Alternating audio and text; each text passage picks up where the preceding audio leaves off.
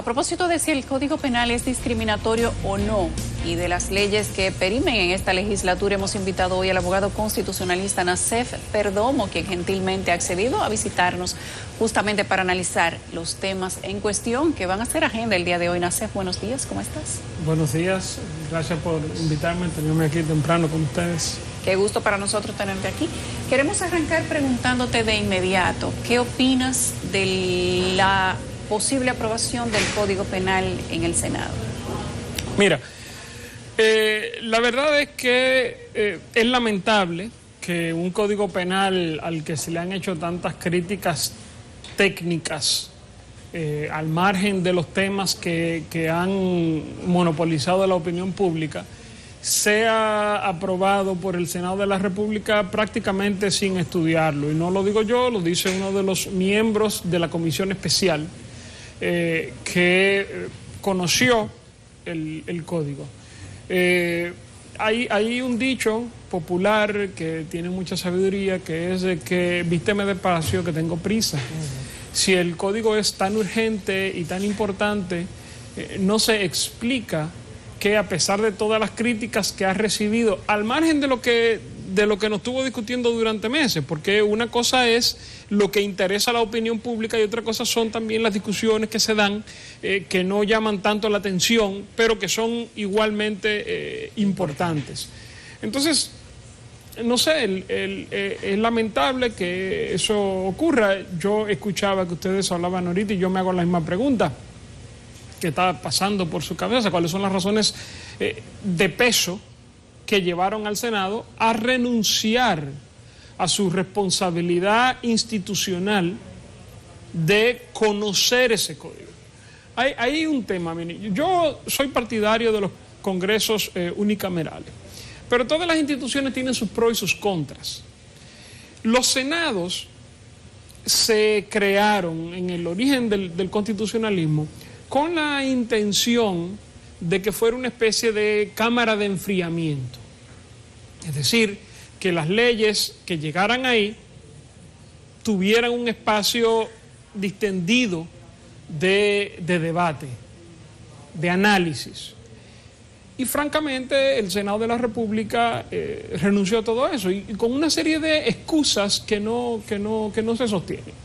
La primera excusa es que es importante tener informe favorable, tal y como fue aprobado que es importante tener un código penal lo más pronto posible. No, miren, es importante tener un buen código penal. Te dirán que el código penal actual tiene 170 años y es verdad que tiene muchas fallas y es verdad. Sin embargo, también tiene ese mismo tiempo, desde 1844 básicamente, y en su edición en español desde 1884, tiene toda una práctica y una cultura de aplicación que ha ayudado y que ayuda todavía a tratar de solventar esas dificultades que tiene el código. No podemos sustituirlo por un código con muchas fallas también, pero que carece de esa cultura de aplicación. Es decir, que carece de tradiciones jurisprudenciales, que carece de tradiciones institucionales que ayuden a solventar esas fallas. Y bueno, está el argumento que es muy lamentable que se use ese tema para justificar estas cosas, el tema de la corrupción. Pero yo me pregunto, ¿quién es el encargado de perseguir la corrupción? El Ministerio Público. La Procuradora General de la República ayer le presentó a la comisión un informe con una serie de observaciones técnicas y no se le hizo caso. Entonces no me digan, si tú ignoras al órgano persecutor, no me digas que tú quieres aprobar el código para facilitar la persecución, porque no es verdad. Otras son las razones, yo no voy a especular, no, yo soy abogado, no psicólogo, pero lo que es claro es que hay, como ustedes señalaban, unas prisas por aprobar esa pieza que ignoran serias dificultades en la misma.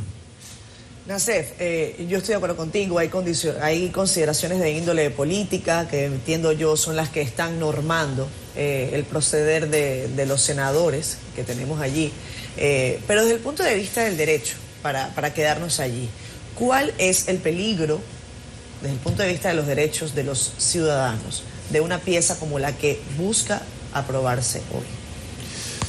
Bueno, mira, eso disminuye la seguridad jurídica, porque cuando tú tienes un código o una norma cuya aplicación es incierta porque tiene problemas técnicos de fondo, entonces tú no puedes argumentar ni ayuda a la seguridad jurídica. La seguridad jurídica, mucha gente entiende que es una especie de obtener el buen resultado, y no es exactamente eso. La seguridad jurídica es certeza en cuál es el significado posible de la ley y cuál es la aplicación posible de la ley. Yo no conozco el informe de ayer del Ministerio Público, fue ayer precisamente, y fue ignorado por el Senado de la República, pero lo que he escuchado es que el Ministerio Público está preocupado porque la escala de penas que tiene el Código Penal no encaja bien con lo que está previsto en el Código Procesal Penal, que es la norma que tú necesitas para poder conseguir las sanciones. Entonces, ese tipo de cuestiones... que se pueda aprobar un Código Penal que no coordine con el Código Procesal. Claro, parece que hay cosas que son más importantes que el Código Penal encaje bien con el Código Procesal Penal. Entonces, esos son el tipo de cuestiones que no se pueden resolver sobre la marcha, porque entonces todos los casos que tú empieces sobre normas que luego tú modifiques, los jueces van a tener que hacer malabares para ver cómo van a compensar ese cambio de reglas a mitad de camino. Y hay toda una serie de cuestiones que son también de fondo. Ya todo el mundo sabe el problema de las tres causales, es decir, el Código considera que es un delito muy grave violar una mujer, pero sanciona a la mujer que fruto de esa violación queda embarazada y quiera, por Dios, eliminar el embarazo de ese que es causado por ese acto de violencia que sufrió ella, ¿verdad? Pero no solamente eso, en los últimos meses o semanas se está discutiendo el problema de la discriminación. Ustedes lo tocaron ahorita. Miren, el artículo 39 de la Constitución de la República dice que tú no puedes... establece el principio de igualdad, dice que tú no puedes discriminar sobre la base de las características de la persona. Eso quiere decir que dentro del ordenamiento jurídico fundamental ya está prohibida la discriminación. Y dicen, bueno, que por eso entonces no es necesario que en el Código Penal se sancione la discriminación contra la comunidad LGBT. Ajá. Pero entonces eso quiere decir que no va a haber herramientas institucionales para impedir esa discriminación. Y hay algo que yo no he visto mucho, pero que es todavía más importante. Según el Código Penal aprobado, me parece que es su artículo 302,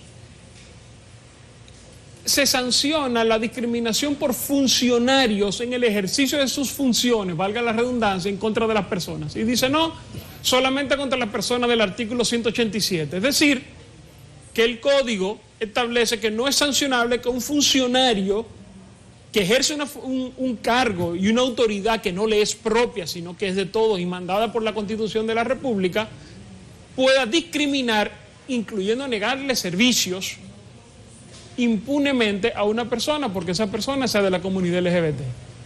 Eso no es propio de un sistema democrático. Usted no tiene que estar de acuerdo con las opciones o la condición o la orientación de otra persona para respetarla, ¿verdad? Eso es lo que hace posible la convivencia democrática, es que todos nos respetemos en el marco de nuestras diferencias. Los otros son sistemas autoritarios que han sido felizmente superados en nuestra comunidad política. Entonces, esos son el tipo de cosas. Hay otro que a mí me preocupó mucho, está el delito de injurias, que es que si usted por palabra o gesto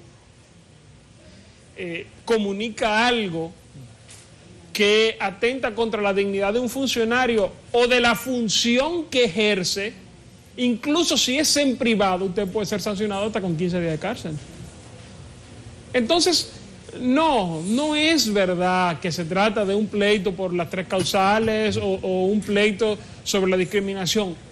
Es esas cosas y muchas más que luego quienes den vigencia a ese código van a tener que cargar con eso, porque este tipo de verrugas se ven feas en la foto, pero peores son en la práctica. Cuando nosotros empecemos a ver cómo la aplicación de una norma aprobada a la carrera, aprobada sin el debido estudio, por mucho tiempo que tenga el código anterior, aprobada sin el debido estudio, entonces los problemas que traiga van a tener nombre y apellido, muy lamentablemente. Nassef, yo quiero insistir en el asunto de la discriminación y cómo el artículo 37 sobre el derecho a la vida podría reñir con la incorporación de las 3 causales. Pero quería hacer una precisión a propósito de lo de Catherine. Yo creo que lo de ayer fue una movida política, que yo no sé a dónde conduce. Ojalá que no sea lo que yo estoy pensando, de que se quiera que eso llegue a manos del presidente Luis Abinader. Cuando digo movida política es en orden táctico, pero en el fondo hay una profunda connotación ideológica y cultural en todo esto que se está moviendo en torno a algunos aspectos del código. Es el predominio, vamos a decirlo así, de la agenda conservadora de la sociedad, que sigue vigente. Pero eso es cierto, sí, en los pasillos del poder. La población dominicana no es así. La población dominicana puede ser muy tradicional, que no es lo mismo que conservadora, no es lo mismo que reaccionaria. Es muy tradicional en su manera de hacer las cosas, pero no es tan alegre en la condena de los que son diferentes. Yo estoy de acuerdo y no contigo. es tan alegre en la pasión de algunos de convertir su regla moral personal en una regla general, pero además de buscar la policía para que la policía sancione al que no piensa igual que ellos. Yo veo eso y pienso mucho, todo el que conoce la historia sabe que las victorias de los saduceos suelen ser cortas. Por mucho que hagan bulla y la rueda de la historia no se detiene. Tú te atrincheras y podrás resistir y al final te vence. Lo que pasa y lo que a mí me preocupa es el sufrimiento que eso deja en el camino y el deterioro de la convivencia democrática que eso deja en el camino. Porque el 99% de los dominicanos no van a empezar a salir a discriminar a los gays. Yo estoy de acuerdo. Pero hay un 1% que se va a sentir empoderado en su prejuicio y en su deseo de hacer sufrir al otro sencillamente porque es distinto. Y eso no es aceptable. Y en ese 1% están grupos de choque de poder, que probablemente sería peor que el 99% de la gente quiera ser discriminatorio y no ese 1% o lo que representa ese 1%, que es vejatorio de la ley y que además son grupos como tal que tienen nombre y apellido, muchas veces que reciben recursos del Estado y que tienen podiums para hacer apologías personales. Ese 1% puede ser más letal que el resto del 99% de la población, Nassef. Sí, eso es así, lo podemos ver. Lo que pasa es que al final el poder que esos grupos, del cual esos grupos hacen gala, es una cortina de humo. Realmente no tienen apoyo social. La mayor parte de la gente en este país, la inmensa mayoría, asume la cultura del vive y deja vivir. No te metas con el otro. Es decir, si tú, por ejemplo, vamos a usar el ejemplo de las 3 causales, yo creo que la mayor parte de la población dominicana quizá no aprobaría, digamos, en su vida personal las 3 causales. Es posible. Lo que sí tú te das cuenta es que cuando la pregunta se hace en el sentido de si una familiar tuyo, si tu mamá, si tu esposa, si tu hija se ve en esa situación, claro, y la gente ya se lo plantea distinto. Y la realidad social está ahí. Al final, la prohibición de las 3 causales o la prohibición absoluta del aborto no va a detener a la gente que en una situación de desesperación vaya a recurrir a él. Lo que sí hace es sancionar a las mujeres que no pueden pagarse el saltico a Miami o el silencio de un doctor en el polígono central. Eso es otra cosa. De la misma manera, la homosexualidad no va a desaparecer porque se permita la discriminación contra ellos. Lo que tú sí creas es sufrimiento y lo que tú creas es daño a la convivencia social. Porque esos grupos, esas personas que se la pasan vociferando, haciendo alardes de una moralidad que no demuestran en lo social, porque quien no tiene empatía, lo lamento, pero no tiene calidad moral para nada, van a dañar la convivencia en República Dominicana. Y tú no puedes decir, eso solamente lo van a sufrir los gays. No, porque ninguna concepción democrática de justicia permite tú aceptar que una minoría sea maltratada y decir, bueno, es que la mayoría no está pasando nada. Que no es ni siquiera los que realmente sean, es que si a usted el párroco de su iglesia le coge con decir que usted es gay y quiere discriminarlo por eso, usted va a ser una víctima de discriminación, sea o no sea gay. Claro. Es que la gente no entiende cuál es la dimensión que tiene que esto se apruebe. Eso va a ser una bomba expansiva. Y no solamente decirlo, sino que no haya sanción. Pero no solamente el párroco de la iglesia, porque con todo y todo la pertenencia a una parroquia es voluntaria. Claro. Es que no va a estar sancionada la discriminación por parte de funcionarios. Claro. Pero además no le ofrecen te servicio. Dice, esto es discriminación en el artículo. Y luego te dice, no, pero no es discriminación si se trata de una objeción por razones ideológicas o de religiosas o por requisitos institucionales. O sea, en serio, ¿qué es eso? Eso es una puerta de este tamaño. Claro. Por ahí se va a ir todo. Por ahí entran agresiones raciales, por ahí entra... Cualquier cosa. Nacef, tú has dicho algo que me parece muy certero y es que la rueda de la historia no se detiene y que te preocupa lo que pueda dejar en el camino, el daño que quede en el camino. Has dicho también que esto es totalmente antidemocrático cuando se habla de la supresión de derechos para personas que pertenecen a determinada comunidad, que tienen una preferencia sexual determinada, en fin. ¿Cuáles son las instancias internacionales a las que se puede acudir o si tú consideras se puede o se debe llevar este tipo de pieza, denunciar una pieza si se aprobase de esta índole? Me les doy una pregunta que la respuesta es complicada y me voy a explicar. Aunque el Tribunal Constitucional estableció en la sentencia 256-14 que República Dominicana realmente no había accedido a la jurisdicción de la Corte Interamericana de Derechos Humanos, el derecho tiene reglas y las cosas no se hacen a la brigandina. República Dominicana no ha denunciado la Convención Americana de Derechos Humanos, que es lo único que la puede sacar de la competencia de la Corte. Y eso cualquier internacionalista te lo va a decir. Hay gente que piensa que la jurisprudencia de un tribunal interno puede tener efectos a nivel internacional, y eso no es así. Uno de los principios fundamentales del derecho es el principio de territorialidad. El poder de la sentencia de un tribunal llega hasta la frontera, no más allá, ¿verdad? Eso es lo primero. Lo segundo es, yo soy abogado y quizá lo que voy a decir pudiera sorprender por ese motivo, pero en cambio los tribunales me parecen una herramienta útil para lograr la protección de los derechos. Yo creo que hay una que es todavía más eficiente y más efectiva. Es importante que las mayorías que sí apuestan a una convivencia respetuosa dentro de la diferencia, echemos este pleito. No se lo podemos dejar los jueces, no se lo podemos dejar los abogados. Y menos porque a los diputados y a los senadores. Ya ninguna norma, ni siquiera la Constitución de la República, resiste la desidia de la población. Tú te das cuenta que un sistema político, un sistema institucional, un sistema jurídico está acabado cuando la población le da igual si se aplica o no.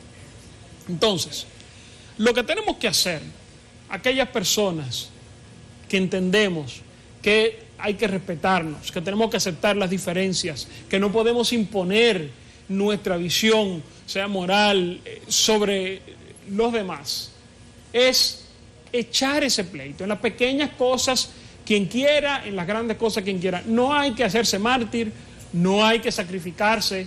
Basta con decirle a alguien cuando uno vea en una actitud incorrecta, mira, eso yo no estoy de acuerdo.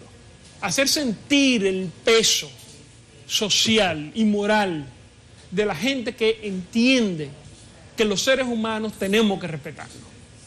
Los demás que sigan vociferando, todos sabemos lo que van a decir, porque además su discurso es siempre el mismo. A mí me resultó muy gracioso, bueno, gracioso en la medida en que estas cuestiones pueden ser graciosas, que a esos senadores, por una cuestión que tiene que ver con la protección de la igualdad, le dijeron traidores. Es decir, tienen un discursito, tienen un casetico y no se salen de ahí porque para ellos la patria se reduce a ellos y la gente que opina igual que ellos. Pues no, esto es una democracia. Si usted quiere dividir la República Dominicana entre las personas que son dominicanos porque piensan igual que tú y el resto que somos una especie de parásitos, habrá ejemplos. En América Latina tenemos ejemplos. Está Cuba, está Nicaragua, está Venezuela, países donde los gobiernos hacen esa distinción. Pero República Dominicana es un país democrático. No, y por pensar, y es de todos. y por pensar diferente te dicen traidor. Yo estoy claro. De acuerdo contigo. Yo podía ser un activista de ese movimiento, pero hay un problema. Y es que hay un sistema jurídico político que reproduce esa situación. Esos son representantes de una mayoría que están ahí, por elección directa. A mí me resulta gracioso que ellos hagan ese reclamo, o que ellos afirmen eso, porque ellos no lo han preguntado a sus comunidades. Entonces, en materia jurídica, en materia constitucional, la representación tiene dos vías. Ellos están apelando a la representación por autorización, y es cierto, son representantes por autorización, pero la democracia no se acaba ahí. La democracia implica que en el ejercicio de tus funciones tú actúes en defensa de los intereses de tus representados. Y ellos no están haciendo eso. Estoy de acuerdo contigo. La respuesta que ellos te dan es formar un partido. Sí, bueno, evidentemente, pero la democracia porque no se limita a eso. Porque es la única manera de llegar a los mecanismos de decisión. Sí, y la verdad, ¿cómo te digo? Mira, es penoso que nuestro desarrollo institucional esté tan deteriorado que los partidos políticos entiendan que son la única vía para el ejercicio de la democracia.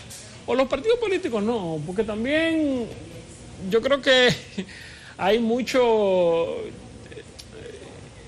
gente actuando por sí dentro de este proceso y lo han demostrado. Que ayer había un diputado del PRM llamando traidores a 3 senadores de su partido. Entonces sí, es verdad, hay que formar partidos. Yo soy más de la opción de que la gente tiene que involucrarse en los partidos políticos. Pienso además que los cambios se pueden hacer no solamente de los partidos, se pueden hacer desde la prensa, desde los clubes sociales, la universidad, desde la mesa del café, en los lugares de trabajo, con el ejemplo. O sea que sí, forma un partido y sí, hay muchas otras maneras de hacerlo. Pero además, y eso es una de las cuestiones también que nosotros tenemos que empezar a prestarle atención. Ese tipo de acciones fundamentadas en ese tipo de argumentos degradan al sistema de partido. Porque lo que le está diciendo a la población es: yo hago lo que me da la gana y si no te gusta, problema tuyo. Hazte tu propio Establece partido. una división entre los políticos y la ciudadanía. Y eso es serio. Por otros motivos, aquí eso también se está dando. Yo soy de los que piensa que manera en que se ha abordado el discurso anticorrupción en República Dominicana ha hecho un poco de daño y puede hacer más. Porque pensamos que todos los políticos son corruptos, que la política como acción es corrupta, como práctica es corrupta y que los demás somos limpios víctimas de eso. Y no es así. La corrupción es un fenómeno social que afecta a los partidos y al sector privado de igual manera. Pero cuando tú dices a un partido, yo hago aquí lo que me da la gana, a un partido, tú le estás dando razón a ese discurso, porque tú estás diciendo yo sí soy diferente a ti. No somos iguales, entre tú y yo hay una brecha. Yo soy ciudadano de primera y tú de segunda. Claro, entre tú y yo hay una brecha. Pero además, la democracia se fundamenta en un principio de buena fe sin el cual se diluye.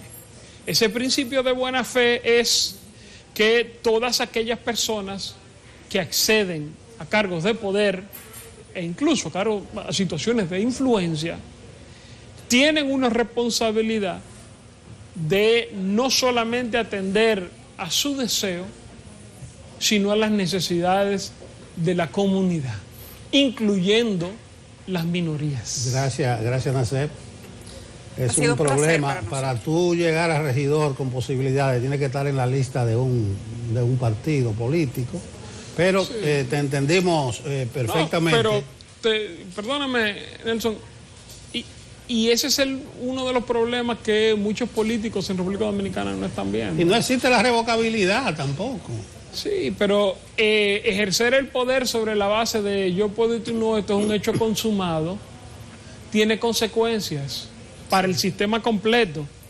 Una democracia que no atiende a las necesidades, a los intereses de la mayoría, se degrada. Y vimos hace poco que 68% de los dominicanos considerarían aceptable un gobierno autoritario. Y eso no es solamente porque se considere que roban más o roban menos, eso es porque que no responden a mí. Entonces, perpetuar esa lógica va a hacer que dentro de poco todos seamos tratados de la misma manera que los que proponen que no se proteja a la comunidad LGBT. Bueno, gracias Nacef. Quieren que se le trate. Ya hay varios ejemplos en la región hacia dónde conduce eso. Exactamente. Gracias Nacef. A ustedes.